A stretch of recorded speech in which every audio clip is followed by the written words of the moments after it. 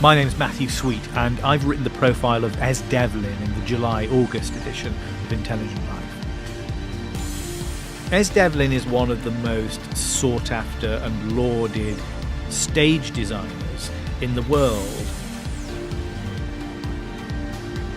And yet she's much more than a stage designer. Her work stretches from theatre to opera to huge rock stadium shows.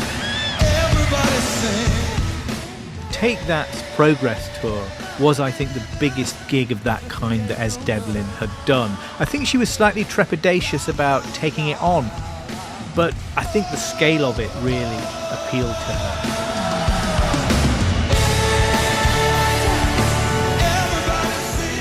Look what she's done here. She's created this huge anthropomorphic figure. It's a bit like something that Antony Gormley would make, except the Angel of the North doesn't go walking across football stadia.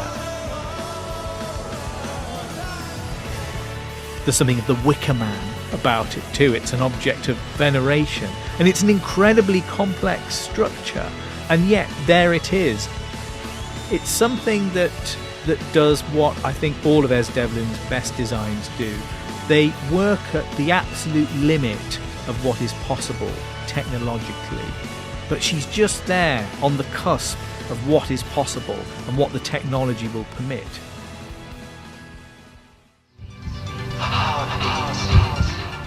One of the great things about Es Devlin's work is that you can look at it and you can see her preoccupations and her interests. So the idea of the box is something that's very important to her. In one form or another, the box haunts her work.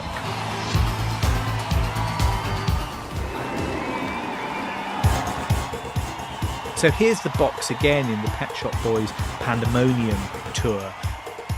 Those cubes collapsing down towards the stage like the walls of an igloo descending.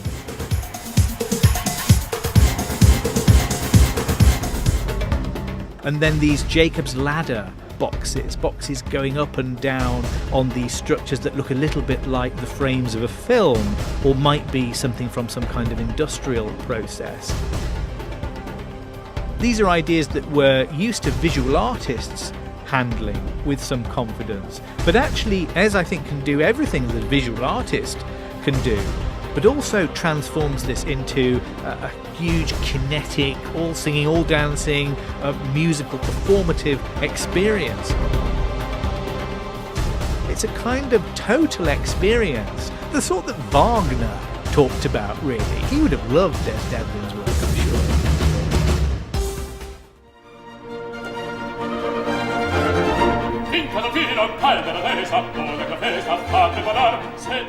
Es Devlin's also fascinated by what you can achieve with projections.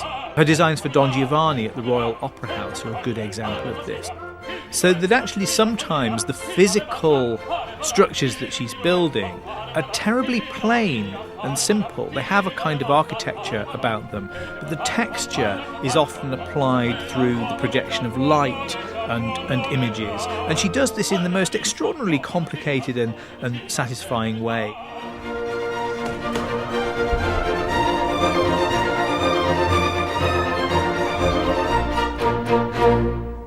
For David McVicker's production of Les Troyens, the Trojans, Ez had this idea of constructing the Horse of Troy from decommissioned weapons.